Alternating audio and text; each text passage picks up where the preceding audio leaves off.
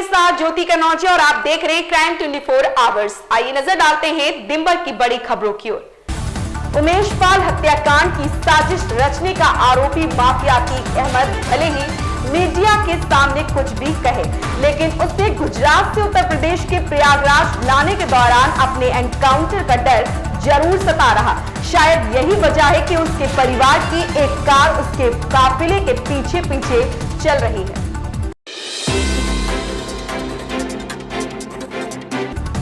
राजस्थान के नवनियुक्त अध्यक्ष सीपी जोशी ने सोमवार को राज्य की कांग्रेस सरकार को बेकार करार दिया और कहा कि उनकी पार्टी अगला विधानसभा चुनाव जीतेगी। दिल्ली जयपुर हाईवे पर कोटपुतली में पत्रकारों से बात करते हुए उन्होंने ये बात कही है।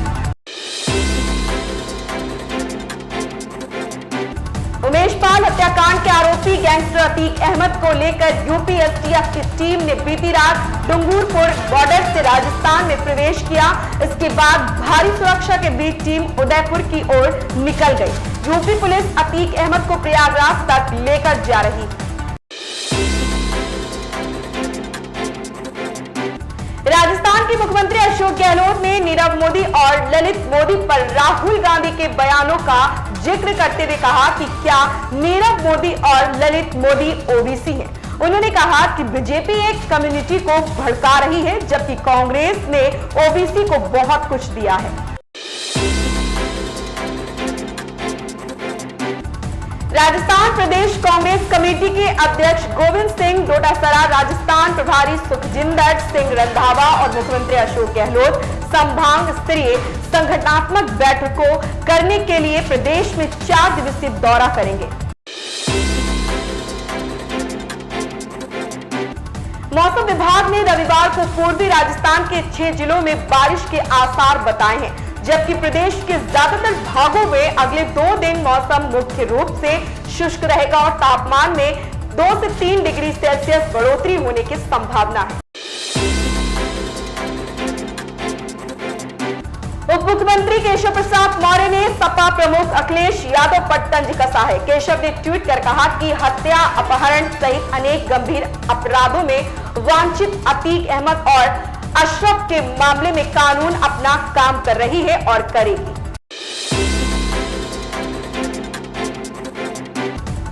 मुख्यमंत्री योगी आदित्यनाथ ने सोमवार को टीम 9 के साथ बैठक की और प्रदेश में कोरोना की स्थिति का आकलन किया। उन्होंने स्वास्थ्य सुविधाओं को बेहतर करने और टेस्ट बढ़ाने जाने के निर्देश दिए हैं। भोजपुरी अभिनेत्री आकांक्षा दुबे की मां मधु दुबे वाराणसी पहुंच गई हैं। उन्होंने अपनी बेटी की मौत के लिए सिंगर समर सिंह को दोषी ठहराया।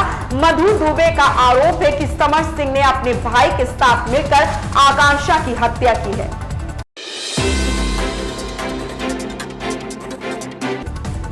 संसद में सत्ता पक्ष और विपक्ष के बीच गतिरोध जारी है। सोमवार को एक बार फिर लोकसभा और राज्यसभा में भाजपा और विपक्ष के सांसद आपस में उलझ गए। हालांकि काले कपड़ों में संसद पहुंचे विपक्ष के सांसदों ने इस बार दोनों सदनों में राहुल गांधी की सजा और उन्हें लोकसभा से अयोग्य करार दिए जाने के मुद्दे को उठाया है। अक्षय कुमार और टाइगर श्रॉफ पिछले 1 महीने से यूके में एक्शन एंटरटेनर फिल्म बड़े मियां छोटे मियां की नॉनस्टॉप शूटिंग कर रहे हैं। दोनों यूके की जगहों पर बाइक, हेलीकॉप्टर, कार और बहुत कुछ के साथ एक्शन सीक्वेंस की शूटिंग कर रहे हैं। शूटिंग के दौरान पिछले हफ्ते अक्षय कुमार के घुटनों में गंभीर चोट लग गई थी। हालांकि इसके बावजूद अभिनेता लगातार शूटिंग में बिजी हैं। केंद्रीय मंत्री हरदीप सिंह पुरी ने राहुल गांधी पर निशाना साधा है। उन्होंने मीडिया द्वारा राहुल गांधी को लेकर पूछे गए सवाल पर तंज कसते हुए कहा कि घोड़ों के रेस में गधों को दौड़ाया जा रहा है। पुरी ने वीर सावरकर को लेकर की गई राहुल के टिप्पणी पर भी पलटवार किया। हाल ही में एक इंटरव्यू के दौरान धवन से 2024 के लोकसभा चुनाव से पहले राजनीति में शामिल होने की उनकी योजना के बारे में पूछा गया। धवन ने कहा कि फिलहाल उनकी ऐसी कोई योजना नहीं है, लेकिन भविष्य में मौका मिलने पर वह पीछे नहीं हटेंगे। उन्होंने कहा, फिलहाल मेरी ऐसी कोई योजना नहीं है, लेकिन अगर यह मेरे भाग्य में लिखा है तो मैं निश्चित रूप से इसके लिए जाऊंगा। मैं जिस भी क्षेत्र में जाऊंगा मैं अपना 100% दूंगा और मुझे पता है कि सफलता निश्चित है। शिवपुरी जिले से होकर गुजरे गैंगस्टर अतीक अहमद का काफिला जैसे ही खराई चेकपोस्ट से होकर गुजरा, वहां अचानक अतीक अहमद की वैन के सामने एक गाय आ गई और वैन से टकरा गई।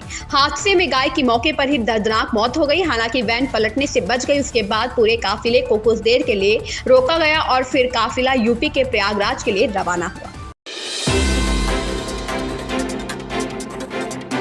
राजनीतिक विश्लेषक जटाशंकर सिंह कहते हैं कि इस सूची में वैसे तो भाजपा ने हर तरीके से सियासी समीकरण साधे हैं, लेकिन सबसे ज्यादा संदेश देने वाला फेरबदल क्षेत्रीय टीम के नेतृत्व से दिया गया है। उनका कहना है कि किसी भी क्षेत्रीय अध्यक्ष को अपने पुराने पद पर रिपीट नहीं किया गया है।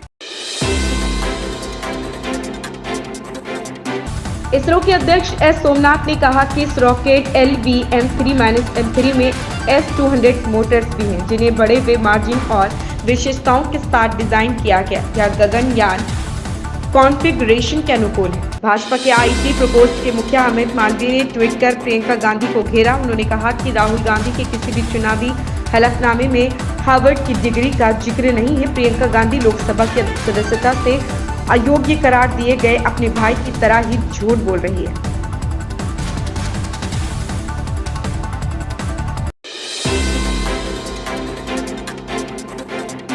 कोच्चि में भारतीय तटरक्षक बल के ALH ध्रुव मार्क 3 हेलीकॉप्टर की जबरन लैंडिंग कराने का मामला सामने आया।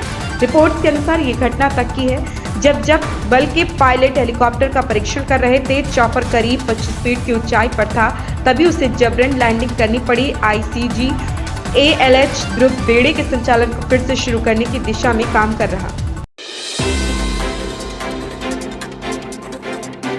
असम में 2001 से 2020 के दौरान 1330 हाथियों की मौत हुई। एक शोध बताता है कि हाथियों की संख्या घटने से जलवायु परिवर्तन का प्रभाव बढ़ सकता है, लिहाजा इस आंकड़े को गंभीरता से देखने की जरूरत है।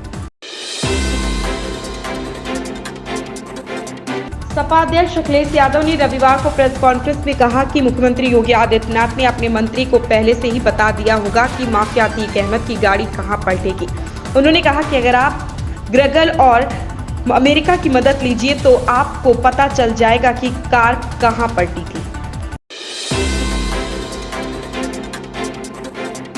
राहुल गांधी की लोकसभा से बर्खास्तगी को कांग्रेस अपनी ताकत बनाएगी। पूरे देश में इसके लिए विशेष रणनीति बनाई जाएगी। कर्नाटक, राजस्थान, मध्य प्रदेश और छत्तीसगढ़ जैसे चुनावी राज्यों में चुनावों से जोड़ते हुए अभियान चलाए जाएंगे। उत्तर प्रदेश, बिहार और अन्य राज्यों में जनता के मुद्दों से जुड़े विषयों के साथ जनसंपर्क अभियान शुरू किया जाएगा।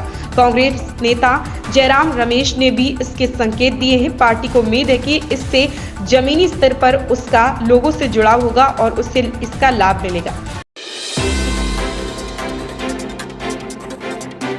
बलकौर सिंह ने कहा कि वह क्या गलत कर रहे हैं, क्या उन्हें अपने बेटे का केस नहीं लड़ना चाहिए। उन्होंने कहा कि उन्हें 18, 24 और 27 फरवरी को धमकी दी गई और कहा कि 25 अप्रैल से पहले मार दिया जाएगा। उन्होंने कहा कि सरकार उनकी सुरक्षा वापस ले और वह अपनी लड़ाई जारी रखेंगे। भारत की स्टार बॉक्सर निखत जरीन ने दिल्ली में चल रही वर्ल्ड बॉक्सिंग चैंपियनशिप में लगातार दूसरा गोल्ड मेडल जीतते वे ऐसा करने वाली दूसरी भारतीय मुक्केबाज बनी है। उनसे पहले मैरी कॉम या कारनामा कर चुकी या इस चैंपियनशिप में भारत का तीसरा गोल्ड मेडल है। निखत से पहले स्वीटी और नीतू ने गोल्ड जीते। थोड़ी ही देर में 75 किग्रा कैटेगरी में लवलीना बोरगोहेन का मुकाबला भी शुरू होने वाला है। विराट कोहली शनिवार 25 मार्च को सीजन से पहले अपनी Indian Premier League IPL franchise Royal Challengers Bengaluru से जुड़ते ही अपने हाथ पर एक नए टैटू के साथ दिखे। नया टैटू मंडाला पैटर्न का है।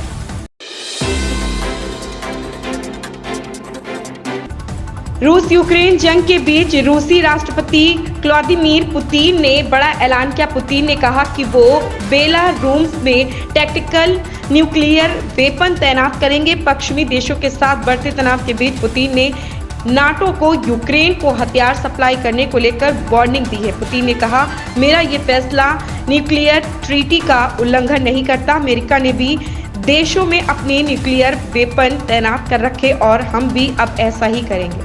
इन खबरों में फिलहाल इतना ही। मिलते हैं दूसरी खबरों में क्राइम 24 आवर्स के साथ।